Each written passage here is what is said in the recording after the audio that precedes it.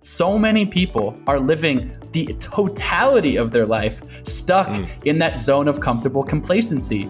People say to me, wow, you've climbed Everest twice, and I've lost friends. I run one of the chapters in the book. I talk about, a tragedy where I lost 5 friends in Pakistan last year.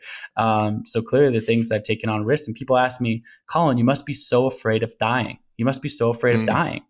And I've thought about that because I've been asked it a lot. You don't fear death. And my response that I've actually, it's a thoughtful response. I've really considered it. It's not cavalier at all. And I say, sure, I'm afraid of dying. The last thing I want to do is die. But what I'm more afraid of is not living. And I've come to think about life in some regard, what I think of as life on a scale of 1 to 10. So bear with me. It's kind of a silly thought, but of a scale of 1 to 10. So 1 being our worst moments, the lowest lows that we experience in life, and 10 being the highest highs. I was severely burned in a fire, and I spent, months in a Thai hospital being told I would never walk again normally when I was 22 years old. That was certainly a 1. I've had all sorts of countless setbacks in my life that are 1s, right? 10s, the moment I crossed Antarctica, touched that post, that resonance with infinite love that we talked about, those are 10s, right? And just epic moments. But what I've come to realize is that those 10s, I didn't experience them in spite of the 1s.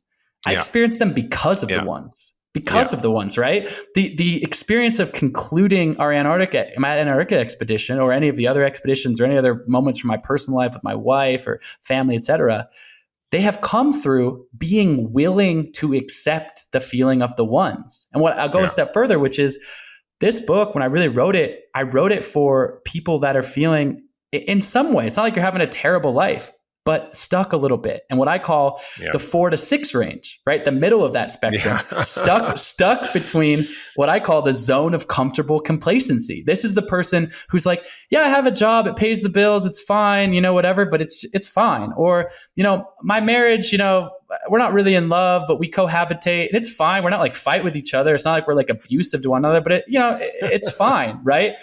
So many people are living the totality of their life stuck in that zone of comfortable complacency.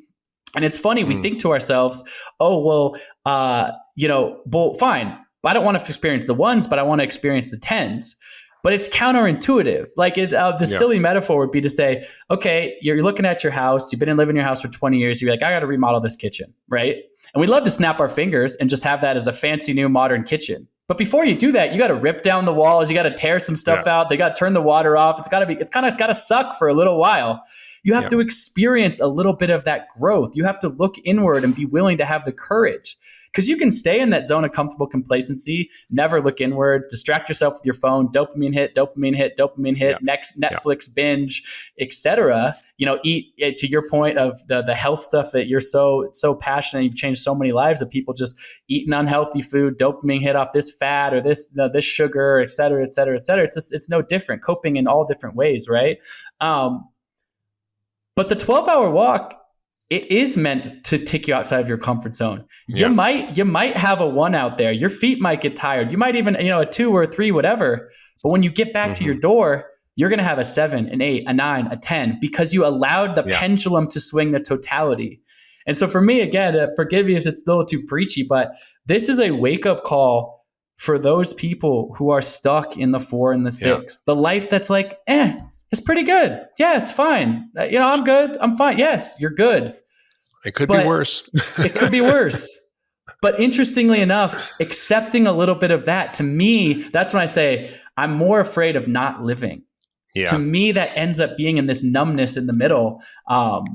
And again, I think there's a lot of power when, it's been said a million times, stepping outside of that comfort zone, accepting a little bit of that discomfort to ultimately pay dividends to the upside of those 10s and the rewards of the full tapestry of life's experiences. We had the great fortune to meet on this expedition boat. Well, not really an expedition boat. It was kind of a luxury boat. And it was going to Antarctica to raise awareness about climate change. And it was there that I first met you and heard you speak and tell your story. And it was so inspiring. And it really shook me to kind of look at my life in a way and where I was facing things that were challenging for me and how you did it and what the things that you learned on the way to help you overcome those challenges. So I just want to get into it with you because your story is so amazing. And in Antarctica, it's cold. I mean, we went. It was kind of warm. It was a time of the year there was a little bit more warm. But when you went, it was pretty cold, and it was not really the same environment that we were in, which was kind of a luxury environment. And you literally went down there by yourself with a dog sled strapped to your back, essentially, went unsupported on a 932-mile expedition that took you 54 days to complete. And I remember those slides of you going across in blizzards and storms and you couldn't see anything. You literally burned, I think, you had 3,000 calories more a day than you got to eat because you couldn't carry that much food. You were literally wasting away as you were crossing Antarctica.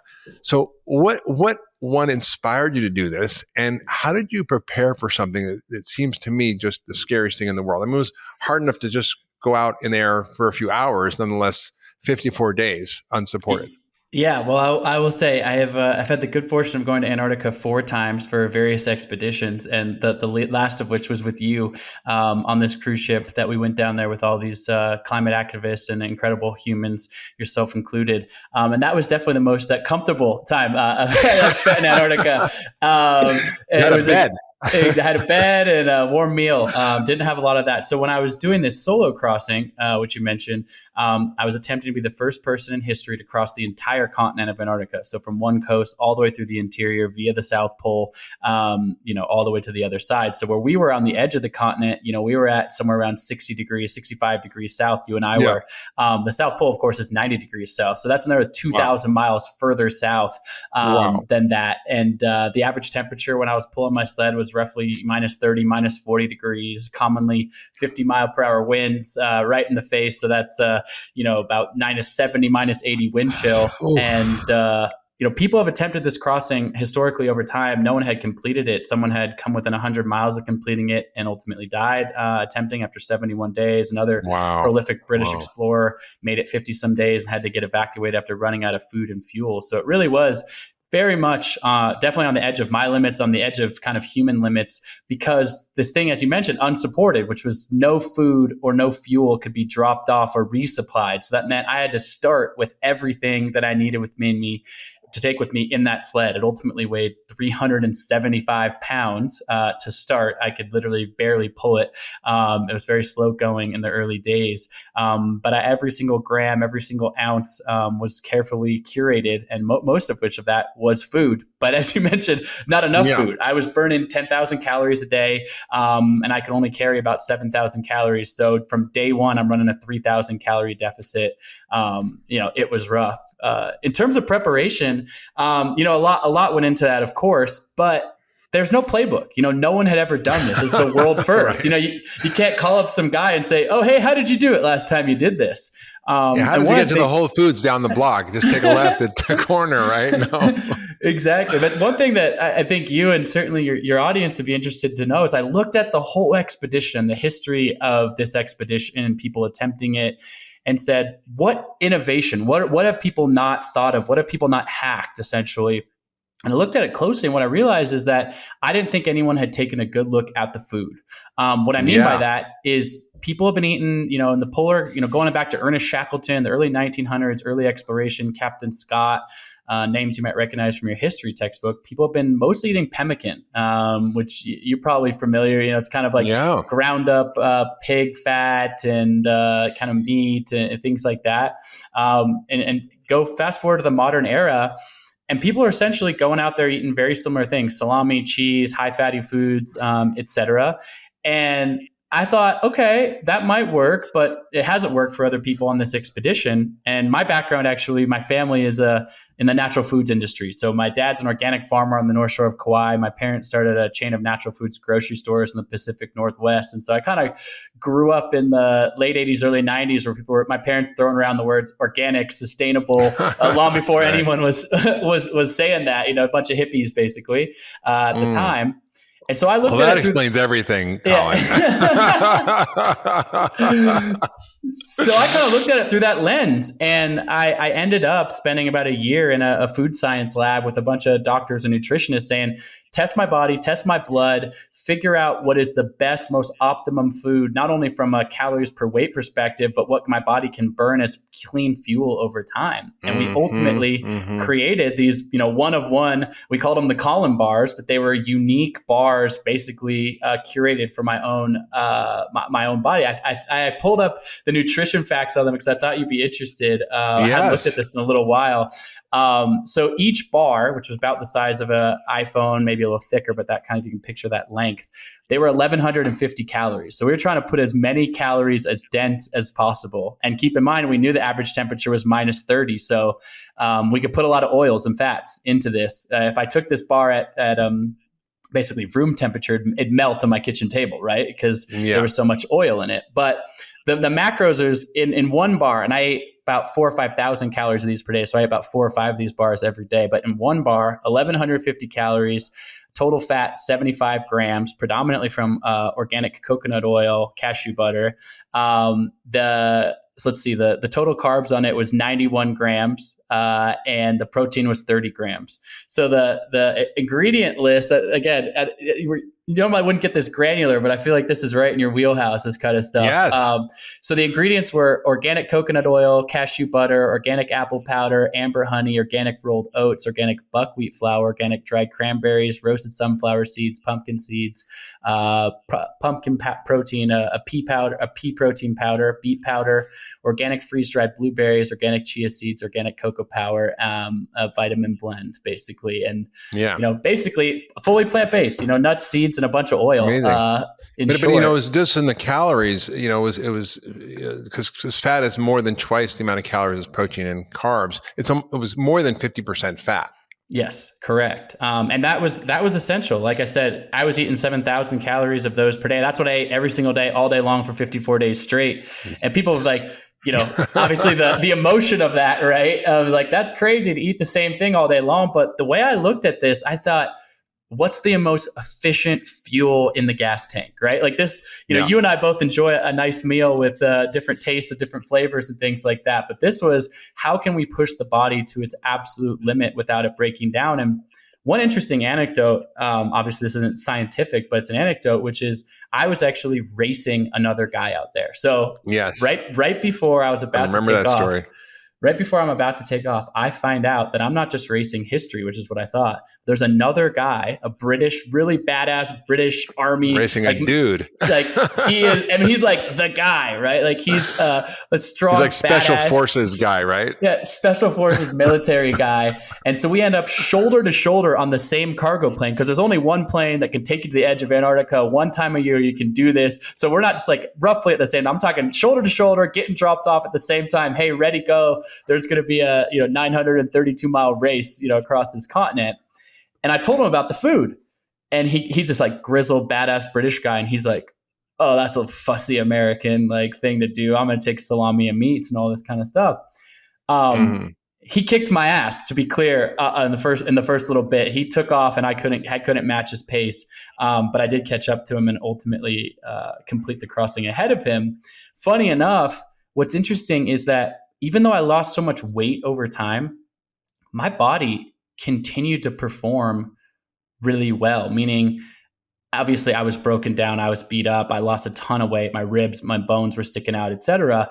But I think there was something about the difference in, you would know more about this than me. I'd love to get your perspective, actually. Just the inflammation, I think, was lower than what he was experiencing. I think I recovered better. And ultimately, funny enough, him and I have maintained a friendship over time. I was proud to win the race and become the first. But of course, at the end, I was left with deep camaraderie for someone else, a worthy competitor. But he called me up last year. He was going back to Antarctica for another expedition. He goes, I know I made fun of you about those bars, but I'm trying to do something down there. Can you send me over that recipe? Because I think I'm going to switch off what I had before. So anyways, interesting. Yeah, so Colin, I don't know if anybody actually kind of has reflected on that to you about why, but it really is a much more optimized mitochondrial fuel than just a bunch of salami and who knows what he was eating. And mitochondria is what determines your ability to sustain energy over time and to basically run your body. And the way you did it also was anti-inflammatory. So you're right. I mean, those two things, inflammation and mitochondria, are the key to performance, whether you're a weekend warrior or whether you're doing something that no one's ever done in human history. And it's really smart that you did that. And a lot of the compounds in the thing that you just described, like the berries, for example, help optimize your microbiome and help reduce inflammation. And I'm sure what he was eating wasn't doing that. So he was able to maybe get out of the gate faster because he was a special forces badass, but you were smart in the way you did it. A little bit of the tortoise and the hare, but yeah, no, it actually, and it's funny. People have asked me, well, you must by the end, you must have been so sick of eating those bars. But it's interesting being so hungry. I mean, I was 3,000 calorie deficit. You can't help but have a really significant hunger, and the fear of being starving out there is immense. But every single bite of that food felt like fuel in the gas tank. Like I'd actually feel I kind of had it broken up into 100 calorie chunks that I'd carry around in my pocket. So they'd warm up against my body heat. And every 30 minutes or so, I'd put another 100 calories in the gas tank, basically all throughout the entire day. I was pulling my sled every day for 12 hours. Hence the name of the new book, The 12-Hour Walk. But every time I took one of those bites, I could literally feel my body absorbing the nutrients in that. So, again, a little bit anecdotal, certainly scientific, a lot of thought went into it, but it was really powerful, and it definitely sustained me. It's one thing the first 5 days, 10 days, 20 days, but you're getting into day 40, day 50 plus. It seemed to just keep my body sustained and really driving forward. So it's pretty amazing. And I think, we're going to be talking more about it, but the book you just finished writing and that now is available for everybody to read, it's quite an extraordinary book. I think everybody needs to get a copy. It's called The 12-Hour Walk, Invest One Day, Conquer Your Mind, and Unlock Your Best Life. And not all of us are going to get on a cargo plane and go to the middle of nowhere and spend 54 days starving all day. I mean, 3,000 calories is basically more than most humans eat in a day anyway. So it's like you're literally starving the entire time and doing a 54-day walk, 12 hours a day. But in this book, you really help us kind of focus on what you learned that can inspire us to actually conquer some of the things that are challenges for most of us that are really what's between our ears, that gray matter in there that determines the quality of our life, determines our happiness. And you're one of the happiest people I've ever met. I mean, all we do together is just laugh and laugh and laugh. And it's the best thing ever. And, you think you'd be kind of a serious dude, you did all these super heroic things and you're focused and you can do anything. But, I think your mental attitude determines so much about the quality of your life. And it really, I think for you, I'd like to hear how you sort of got to this place. Because I know when you started out on that journey, and particularly in Antarctica, you were really worried. You didn't think you could do it. You were scared. You doubted yourself. You didn't think you could make the first point, the waypoint, and doubted you could get across the finish line. So, I know you told the story in Antarctica when we were there together about how you called your wife. And what did your wife, Jenna, what did she say to you? What was the advice she gave? And how did she inspire you to not just finish that first day, but finish the 54 days? Yeah, no, absolutely. Those are all great questions. We'll get back to the book, but the book is really framed from some of this wisdom, which is, I don't care who you are. If you've walked across a continent, if you haven't, whatever, rich, poor, young, old, doesn't matter. As human beings, all of us are living this crazy human experiment, right? And we have limiting beliefs. We have doubts. We have fears. Like that's part of the human existence, right? But also understanding how to react to those things. That very first day, as you mentioned, I got out of the plane. Lou got out of the plane. He took off. And I couldn't pull my sled. It was 375 pounds. Obviously, I trained my body as best I could, thought I was ready. And I started pulling my sled. I could pull it like 10 feet at a time. And it was so pathetic that I actually started crying. I started bawling, crying. And if you want to know the most pathetic, crying by yourself is not a great feeling. But it's minus 30 outside, keep in mind, because I'm on the edges of Antarctica.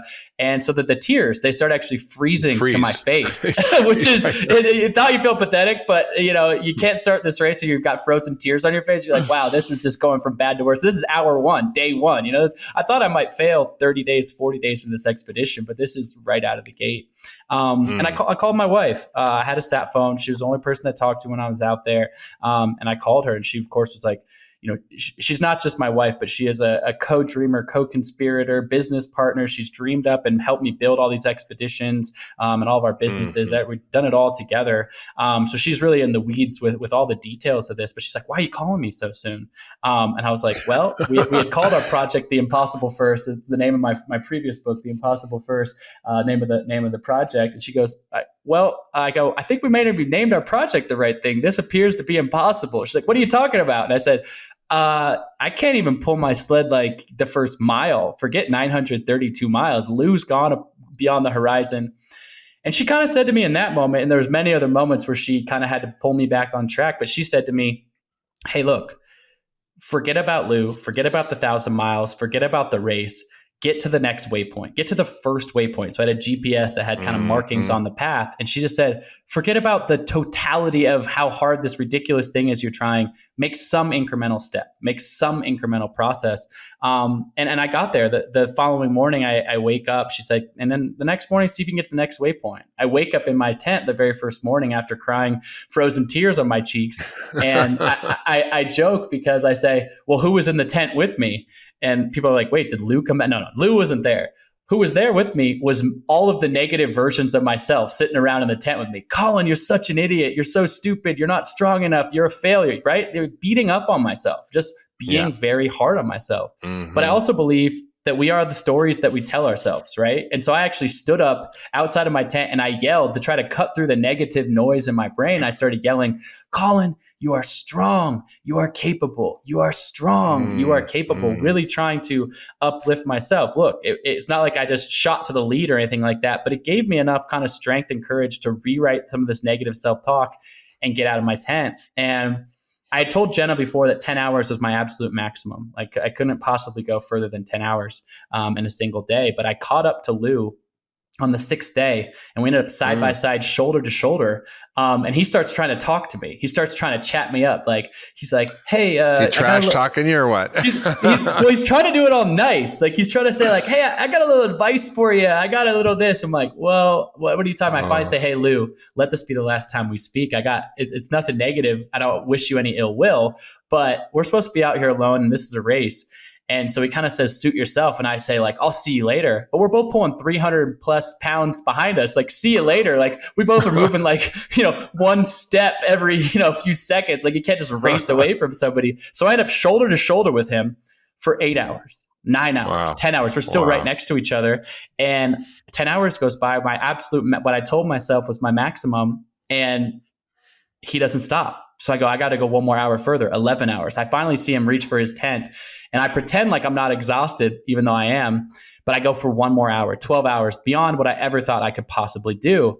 And then it resets what I believe I'm capable of. I'm like, wow, if I can go 12 hours once, can I go it twice? Can I go it 3 times? And then 12 hours ends up being its own kind of new norm. But it brings it full circle. We've been talking a lot about sort of this feat or this thing that I did. I wrote a book about it a couple of years called The Impossible First, a New York Times bestseller. Proud of that, recounts the whole story. But what I was most excited to do with this new book is I take what I had learned and apply it in a way that any single person is passionate about. As passionate as I am about following my own journey, taking on these adventures, what I'm most passionate about is inspiring everyone to the question I like to ask is, what's your Everest? What's a fulfilled life look for you? What are you passionate about? How can you live your best life? Because I think we're all capable of that. And look, for most people, that doesn't look like freezing their ass off and walking across Antarctica by themselves, right? Which is totally fine. I'm not trying to inspire people to do that. So I found, and I it means a lot to me as a friend and someone who I highly regard, for you to say that I'm the happiest person you met, one of the happiest people you know. The end of that story, the end of that first book, the chapter is called Infinite Love. It wasn't called, "Hey, I'd crossed Antarctica and no one done it. Let me beat my chest and I'm so cool or badass." Because what I ended up connected to out there was source. Was energy, was the universe. I mean, call it whatever you want. Call it God, call it the universe, call it energy. For me, I call it infinite love. But when all the other external was pushed aside, the pressure, the accolades, the feat, whatever, what I just was left with was just pure love. I could feel the love of my wife, the love of my family, the love of the kids I hope to inspire with my work in the schools, just the love of humanity. And that's how I reflect at the end of that book. And so I found this inner peace. And I should say that I deleted all my music, all my podcasts, all the things. I actually spent those 54 days basically in silence inside my own brain. Wow. That's quite amazing. So the thing that's interesting is that I thought that I had kind of cracked the code, right? I get to the end of this, I achieve this thing, a lot of external praise, but more than anything, I found this place inside my body, right? That was just peaceful. And for a year or so, things are feeling good. And then COVID hits. We all remember March of 2020, COVID hits. I had some expeditions planned. I was on book tour at the time. Everything's canceled, future's uncertain, doom scroll in the news, hundreds and then thousands and hundreds of thousands of people are dying, just like negative. Yeah. And I end up sitting in my house. My family has a cabin on the Oregon coast. My wife and my dog, we went out there, me and my wife, basically with our dog, Jack, sitting on the Oregon coast. And I just was depressed, man. Went into a deep anxiety, depression, feeling bad, really feeling adrift. And so I thought back to myself, what was the last time that I felt really at peace? When did I feel at peace last? And I thought to myself, this is so weird, but I actually felt at peace starving, but being alone, walking across Antarctica 12 hours a day. So I said to my wife, this might sound ridiculous, but I hadn't changed out of my pajamas in like 3 days. Just sitting there, like staring at the wall, like just feeling down. And I think a lot of people felt that throughout the isolation of that time. Right. And so I said, I'm going to go for a walk tomorrow all day long. And she's like, what are you talking about? I said, I'm going for a 12-hour walk, just like I did in Antarctica, but instead I'm going to walk out my front door here on the Oregon coast. And when I came back, I actually walked up the door. 20 minutes in, I remember my phone buzzes. And I grab my phone instinctively to like check who's texting me or whatever. And I stopped myself. I'm like, what the heck am I doing? I've been, Zoom calling family, doom scrolling the news, checking social media. Like, I don't need my phone today. And so I put my phone on airplane mode. I didn't bring podcasts with me. I didn't bring music. And I ended up walking for 12 hours alone on the Oregon coast. And when I came back through that door, my wife looked at me and she was like, before I even spoke, she's like, I can just tell in your essence, in your presence, that something has shifted within you. How was that walk? And I said, I feel better than I have felt definitely since this pandemic started. So forgive the long explanation, but the long story short is I thought, well, this is great for me. I can tap back into that energy because I put in the work in Antarctica, whatever, but I wonder if this works for other people. And so I started suggesting this to friends and family members, people who are also going through some tough times or feeling stuck during the pandemic. Try to take this 12-hour walk. And I said, look, people are like, I can't walk for that long. I said, I don't care if you walk for 1 mile or 50. It's not, you have to train for this. This is not some physical feat. Take as many breaks as you want. Sit down, but stay in silence a day by yourself just to reflect. And it has been resoundingly positive. And so this book has all sorts of stuff in it. Rich adventure stories from rowing a boat across Drake Passage to Everest with my wife, to losing friends on K2, to Antarctica, etc. Keeps you excited, edge of your seat storytelling, and some prescriptive advice about how to get over limiting beliefs. But at its true core, to me, this is more than a book. It's really a global movement. It's a call to action to invite people to take one day, put it on their calendar, and take a 12-hour walk. And it's amazing what I've seen, and I'm excited. My next Everest is to inspire 10 million people to take this walk. And I think that I already know how powerful it can be. It's not to vilify technology or to say live as a monk the rest of your life. It's saying, hey, take one day and take this, commit to this, and it will have a massive shift on your mental health, your ability to move forward, and the ability to really unlock your best life on the other side. It's so beautiful, Colin. I just want to pause there because, it's not about climbing the tallest peak on every continent, which is a heroic feat. It's not about the external feats of crossing Antarctica and doing things that no one else has done. It's about the feat of conquering your own mind and figuring out how to connect to what really matters. And I certainly have not climbed Mount Everest. I have not rowed across the Drake Passage, nor have I done anything other than slide down a hill with you in Antarctica, giggling a lot. But what I did do, and I kind of did it because I felt the onrush of my life taking me away from what really mattered to me. And feeling in some ways disconnected from myself through all the external activities of life that we all do. And I've been on a mission for the last 30 years, climbing a little bit of a different mountain, which is transforming medicine based on understanding so much needless suffering and how to heal people through functional medicine. And I decided to give myself a timeout. And I went to a cabin in Vermont at the base of a mountain, not at the top of the mountain. Mm-hmm. And I had a bed. It was kind of warm and comfy. But I did exactly the same thing. I didn't walk, but I sat with myself for 30 days. Wow. And I had no media, no computer, no phone, no work, no email, no podcast. And I was with myself and my own thoughts and my own experience. And I'm the kind of guy who typically fills up my day morning to night with activities and productivity. And I'm really, get so much done. And, today I'm embarrassed about it. Like I did, 2 podcasts, saw tons of patients, cleaned up my whole house, did this and that, went for a bike ride. It's like my average day. But it was the most transformative thing I've ever done. It wasn't a 12-hour walk, although I did walk every day for hours.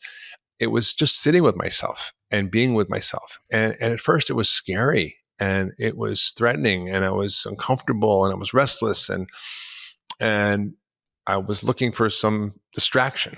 And then I finally settled into it. And I got to exactly the same place that you did. I got to this place, I didn't really call it that, but of infinite love. I just felt madly in love with everything, with myself, with nature, with creation, with the trees, with the mountain, with the snow, with the cold, with everything. And I realized that I didn't need anything. I didn't need anything to be happy. I just needed to be alive, that being alive was enough, that just being was enough. And everything else was a bonus.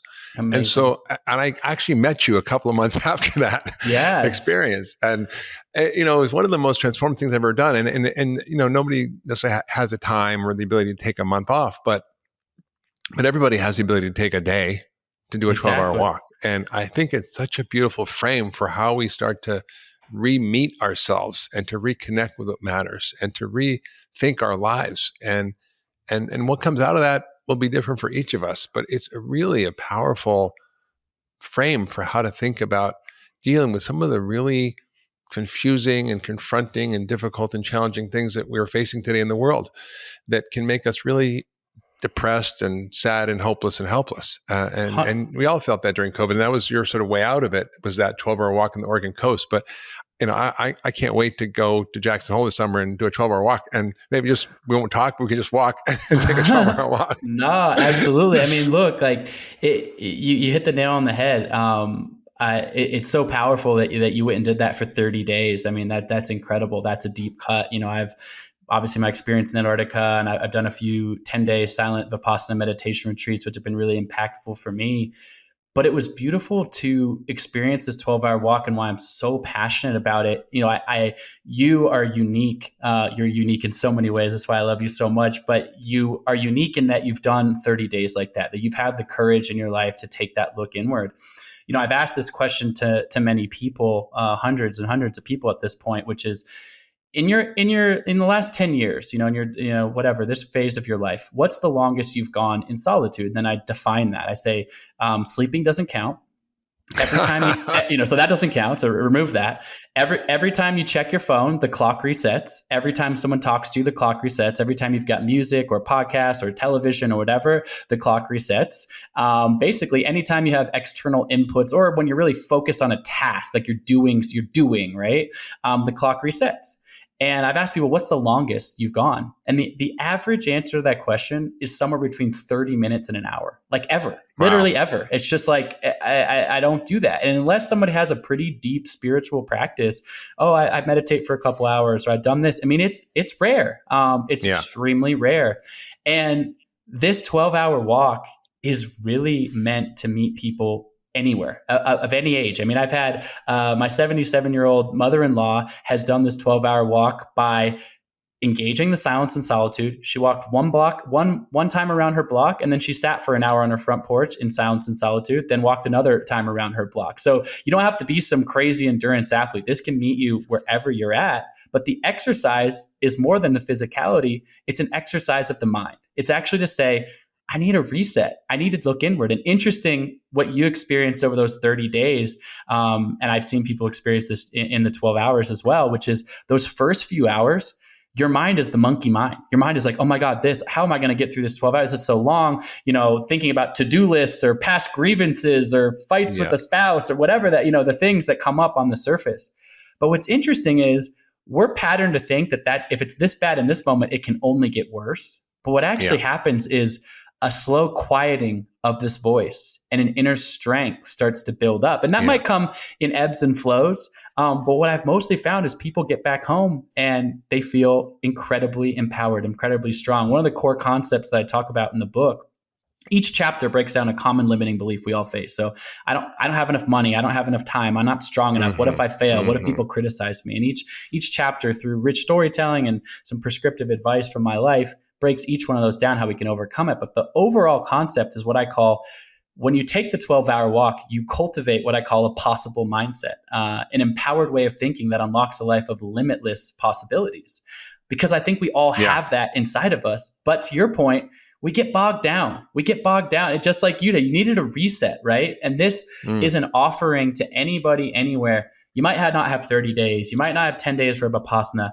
But if this is a priority to you, the shift that you can have in one day by being alone in your thoughts, examining what's in there, is deeply, deeply empowering. And I'll offer one more thing, which is interesting that I found through, I'm no doctor, that's for sure, but through prescribing the 12-hour walk, so to speak, is people in this moment. So you're listening to this podcast, let's say, and you're hearing about this 12-hour walk for the very first time. Usually where people's mind goes in some capacity starts to think, should I do this or shouldn't I do this? A decision tree is kind of coming. Is this interesting to me? Shouldn't do this? The 12-hour walk exercise, the walk itself, is obviously the most powerful part of the exercise. But the exercise actually starts right now. And why do I say that? Because right now, as you're considering it, most likely, anybody, this doesn't mean if you're the strongest person in the world, whatever, there's some limiting belief or series of limiting beliefs that are popping up right now. You're going, I'm listening to this podcast. This guy's talking about walk around in silence. I don't have enough time for that shit. I don't have enough, I'm not strong enough to do that. What if I fail? I mean, this is silly. Well, people criticize me, whatever that is. What's interesting is the 12-hour walk, even considering doing it, is me holding up a mirror to you. I'm holding up a mirror to your own inner dialogue. And most likely, if you are assigning some strong limiting beliefs to resisting to do the 12-hour walk, it's most likely that those same limiting beliefs are popping up in your mind over and over and over again as all sorts of things cross your path and maybe inhibit you from living your best life. So it's interesting when you acknowledge those limiting beliefs, but you say, I'm still going to do the 12-hour walk. Yeah. And when you do that, you get to the end and you go, I resisted doing this, but this was positive for me. And so therefore you look back on the next time those limiting beliefs pop up in your head, because they happen to me. I'm not impervious to this either. I wrote a book about this, but I'm not impervious to that negative self-talk from time to time, and go, oh, I've seen this thought pattern happen in my mind before, but I've shifted it and I took action. Therefore, how many other things can I do like this? And so the 12-hour walk ends up being this stand-in or this teacher through your own lives to examine your own inner thoughts, overcome them, and then repeat that pattern as a ripple effect over time. It's true. I mean, it's one of the most powerful exercises I've ever done, which is to really take an honest, transparent look at my own thoughts and to actually write down that inner, I call it the inner. Yeah, exactly. And what is he saying to me?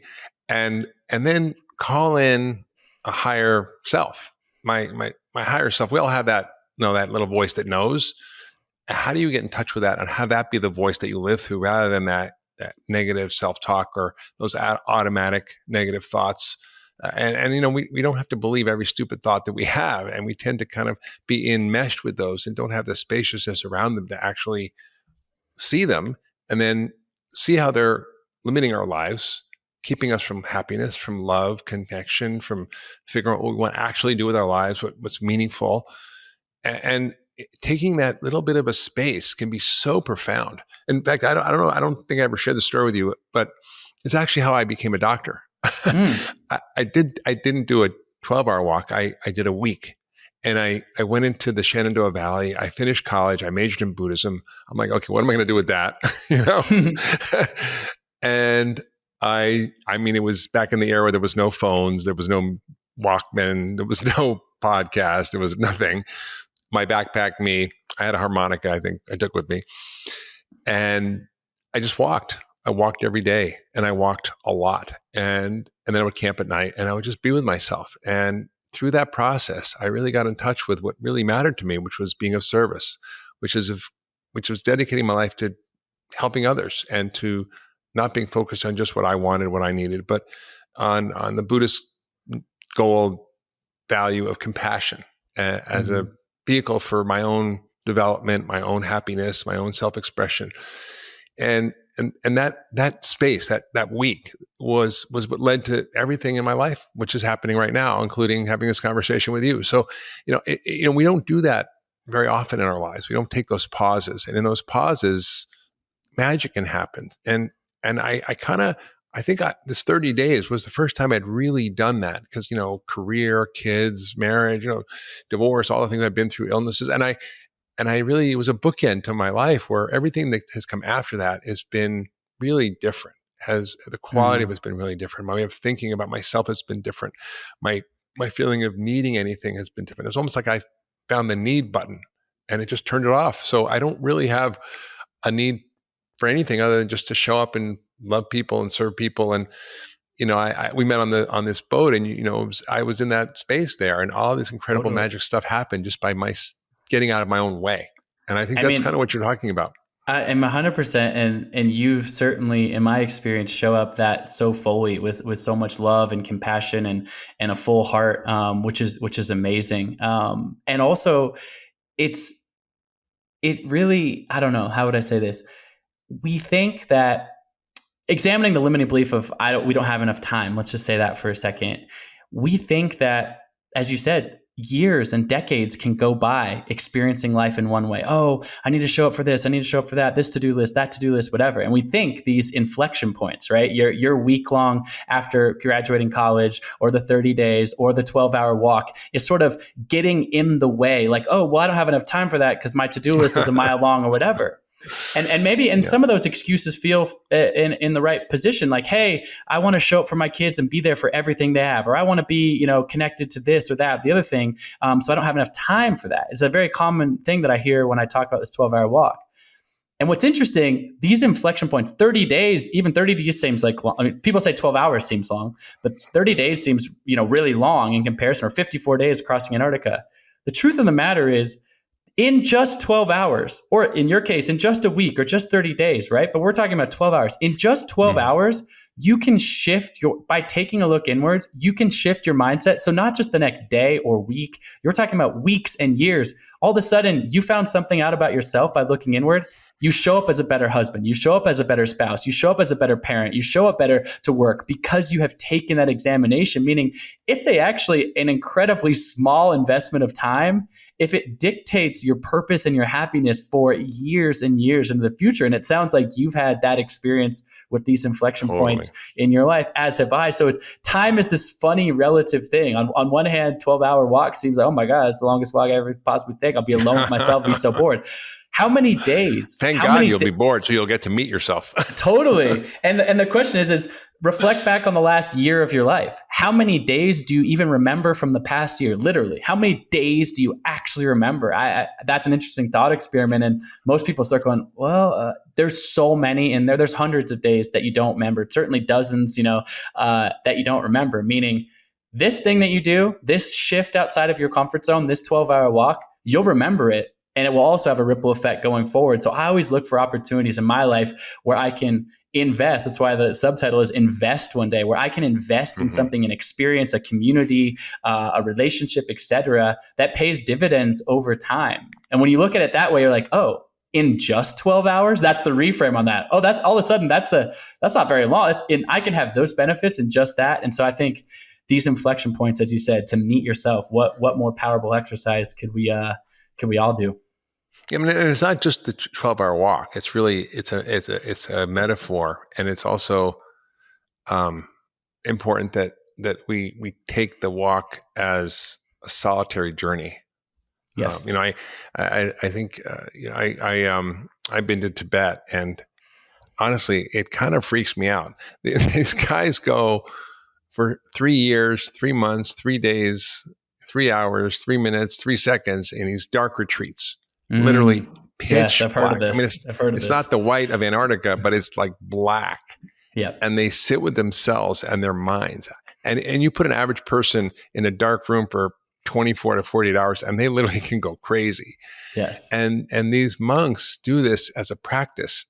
And it's so inspiring to me, but it's also terrifying. And I remember that when I first had the thought, I'm going to go take a month and sit with myself, I was terrified. Yes, of course. Well, I want to ask you a really, I think, an important question, which is what inspired you. Before I let you answer that, I want to share a little bit of what's inspired me. And when I was a kid, I was a little weird kid. I sat in my room and read a lot of books. And one of the books I read that impacted me more than any other book was on Walden Pond, or Walden by Thoreau. Yeah. And he was an 1800s, 19th century transcendentalist philosopher. And what you've been talking about reminded me of one of the most inspiring quotes that's really been the foundation of my life. He said, I went to the woods, and he basically went to this cabin on this pond and lived there for about 2 years by himself, just taking note of life around him. And he said, I went to the woods because I wished to live deliberately, to front only the essential facts of life, and see if I could not learn what it had to teach, and not, when I came to die, discover that I had not lived. Essentially, Colin, that's what you're talking about. Mm-hmm. And I want to know, for you, what was it that got you started? What was the thing that inspired you to not just live at 4 or 5 or 6, but want to have the ones and the 10s? I literally am sitting here with goosebumps. I know you and I are such kindred spirits, so I would be remiss to not quote back to you, which is chapter 1 of the 12-Hour Walk. I got it here, right here, so I'm not making this up. Chapter 1, pull quote above first line of the entire book is a quote from Henry Thoreau's Walden, which says, "The massive men lead lives of quiet desperation." And most people, interesting enough, misquote the second half of that, which is, most men lead lives of quiet desperation and die with their song still inside of them. Thoreau actually didn't write that second half. But that literally is how I open the entirety of the book. So Thoreau, Walden, of course, transcendentalism. So I love that we are been deeply inspired by some of the same influences. We didn't plan this in advance. No, we did not. We did not. But, what inspired me? It's an interesting thing. I've had some really incredible influences in my life, particularly my parents, my mother. I didn't grow up with a lot of financial resources, but I definitely grew up with an abundance of love. My parents were super young when they had me. I was, I think I mentioned, born on a hippie commune in Olympia, Washington. They're playing Bob Marley Redemption Song on repeat at my home birth, smoking pot around a futon. So there was a lot of that going on. They were in their I've been there. They were in their early 20s when they had me. And I didn't, like I said, didn't grow up necessarily with a lot of financial resources, but I did grow up with what I now, like I said, call a possible mindset. I grew up with a mother who said to me, you can achieve, but more than achievement externally, achieve fulfillment through anything you set your mind to. And just that belief in self. There's certainly a huge turning point for me in my life where that has to do with the ones and the 10s for me. I briefly mentioned it before, but I always dreamed to travel in the world. Always, I didn't get to travel a lot when I was a kid, but I said, I want to see the world. I definitely had this adventurous spirit inside of me. I used to study maps and one day want to go to far off places, And so what I did is, at 16 years old, I started painting houses. I started painting houses every single summer. Through my swimming, I got an opportunity to go to Yale on a scholarship, but I was painting houses to pay for books and to get by and whatever. But every year I socked away a few $1,000s to say, when I graduate from college, I'm going to travel. And it's probably going to be on a shoestring because a few $1,000 doesn't get me very far in the world. But as a young 22-year-old young man just out of college, I kind of pushed away the traditional career path at that moment in my life, and I took a backpack and a surfboard and took a one-way trip. And it was as budget can be. I hitchhiked through New Zealand for 2 months. I slept on floors. I ate peanut butter and jelly sandwiches. I slept in youth hostels and shared houses and just kind of scraped by. But it was a great adventure. all until I found myself on this small beach in rural Thailand, kind of in flow, having so much fun. And, 22 years old, no fully formed prefrontal cortex, as you well know. Yeah. And I saw the adult in the room is exactly. gone. Not there. I see some guys jumping a flaming jump rope, some Thai guys that do it every single night. And I said, hey, can I do that? And I jumped this flaming jump rope, and in an instant, my life changed. That rope, it wrapped around my legs and lit my body on fire to my neck. Thankfully, survival mode kind of kicked in, and I jumped into the ocean to extinguish the flames, but not before about 25% of my body was burned, particularly my legs and my feet.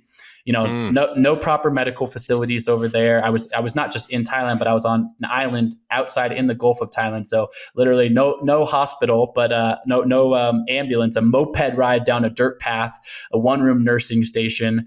I underwent 8 surgeries in this makeshift ICU. I would come out of surgery from them scrubbing and debrading my legs to a cat running around my bed and across my chest. I mean, pretty much the very worst sanitary situation. Yeah, exactly. And as you know, being a doctor, that burns, the physicality is one thing, but the infection is really what kills people. Yeah, you die right? of infection, right? You die of infection from burns. And so I'm in this really bad spot.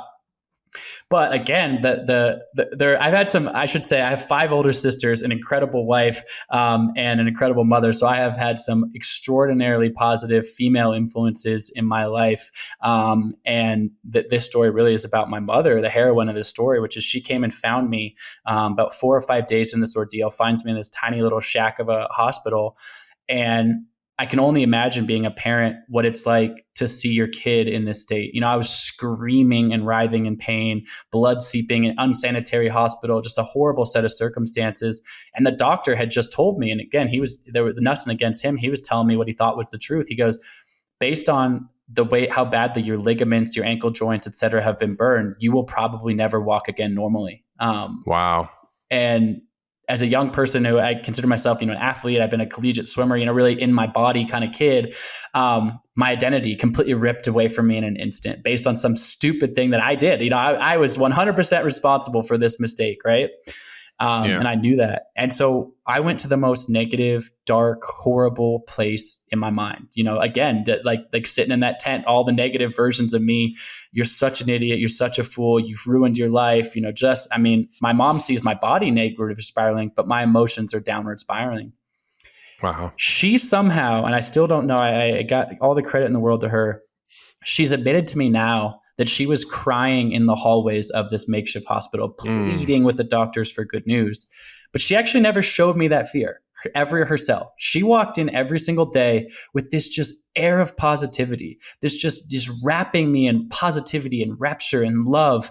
And she kept saying to me, what do you want to do when you get out of here? And I was like, what are you talking about? She's like, your life's not over. What do you want to do when you get out of here? Wow. And she actually, again, I call it this now. I call it this in the book. I've called it this for a long time. I didn't know these words then, but she was giving me this possible mindset. She was saying, hey, this sucks. Life's hard sometimes, but there are still limitless possibilities in your future. So let's talk about them. And she kind of forces me. I don't want to play along with her silly game at this point. I'm in so much pain. But she says, close your eyes and picture anything without limits. What do you want to be doing when you get out of here? And I closed my eyes and she said, just tell me the first thing that pops in your head. And what popped into my head, I kind of smiled and then I laughed. I was like, oh, you're going to think this is stupid. But I saw myself crossing the finish line of a triathlon. And she could have easily said, yeah, I said set a goal. Let's talk about the future, but maybe something a little more realistic. I mean, look at your legs. Yeah. Like, let's not do this triathlon. This seems ridiculous. But she didn't do that. She actually said to the doctor, hey, actually, Colin, why don't you start training right now? Hey, doc, bring my son in some weights. And she had the Thai doctor bringing these 10-pound weights. I have this picture of me lifting these weights in the bed. My legs are bandaged from the waist down. And she starts telling everyone in the hospital, my son's training for a triathlon. And I got this picture of this Thai doctor. He's shaking his head like, this stupid American kid's never going to walk again. His mom's, crazy. She's out to lunch.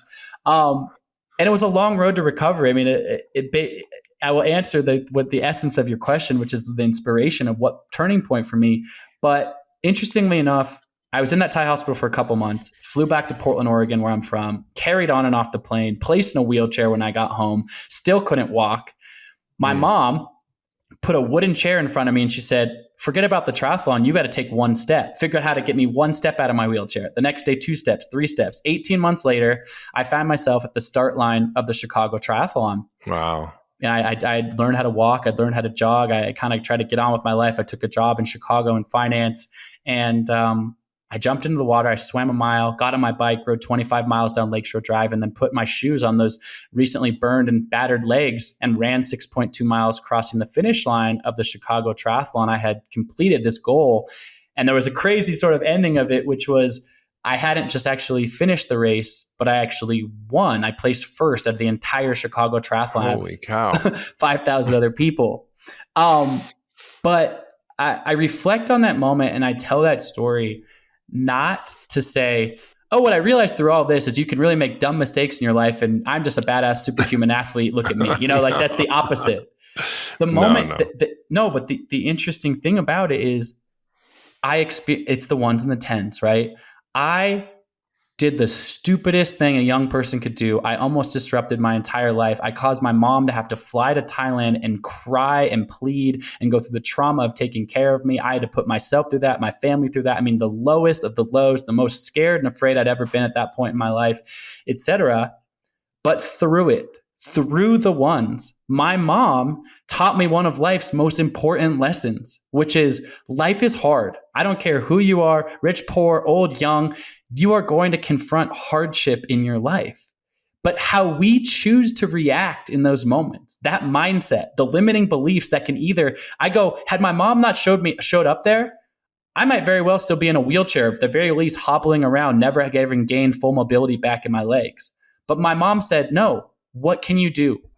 And so that, I didn't have walking across Antarctica in my, it's another 10 years until that happened and climbing these mountains and all these things. Yeah. But she unlocked in me this belief that I believe we all have. I believe as humans, every single one of us, we have these reservoirs of untapped potential to achieve extraordinary things. And really, I even hate using the word achieve. So I'll rewrite that and say to feel and experience fulfillment and deep happiness, bliss, peace, connection. We have the ability, and a lot of it starts in our minds and understanding that the challenges, the adversities of life are part of it.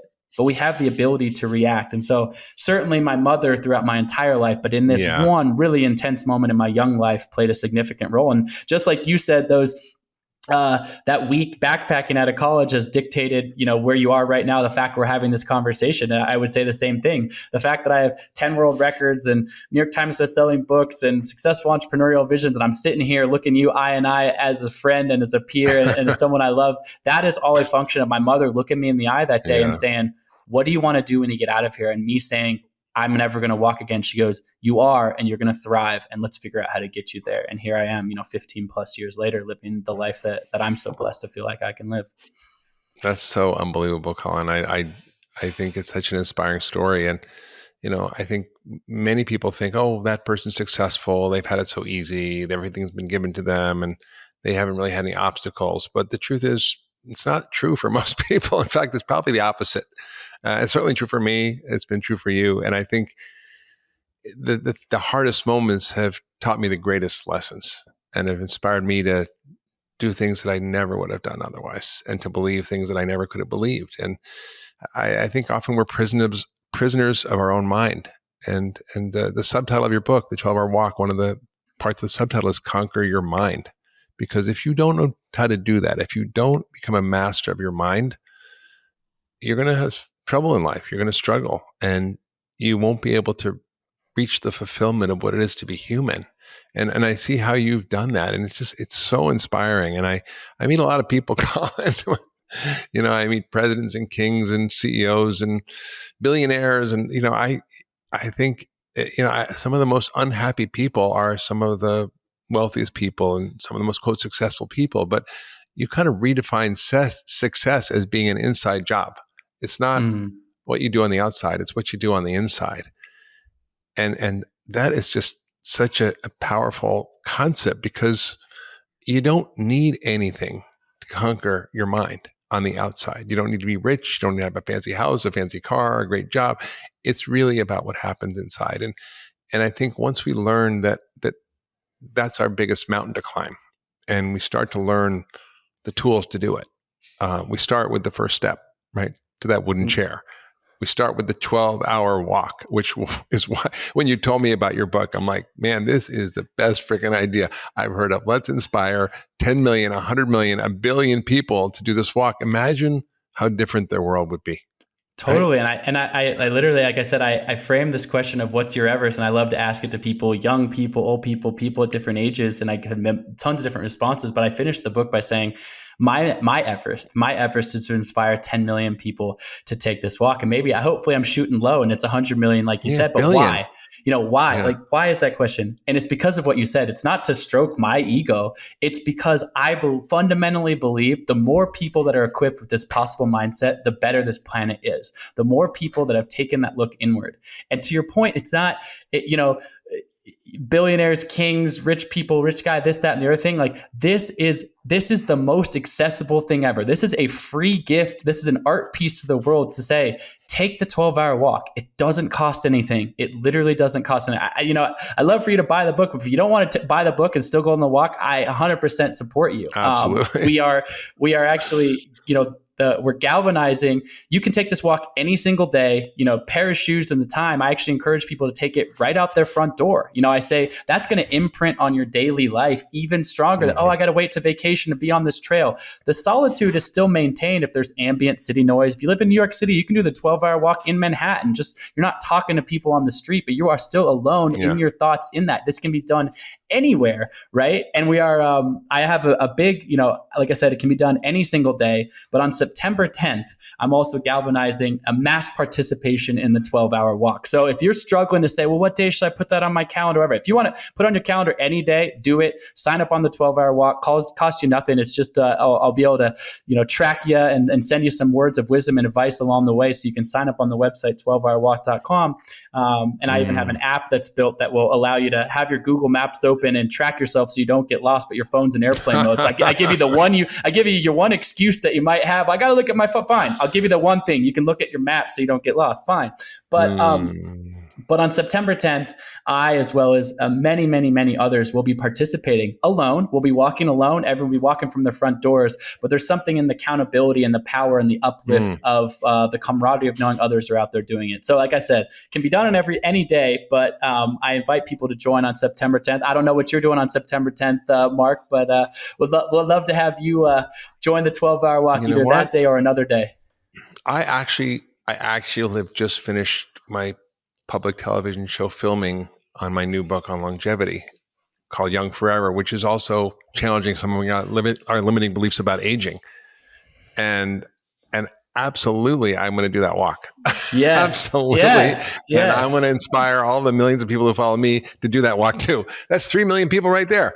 Just right there. So we're, like I said, maybe I shot too, I dreamed too low. I think you shot too low. I think we need to go like a billion, A billion.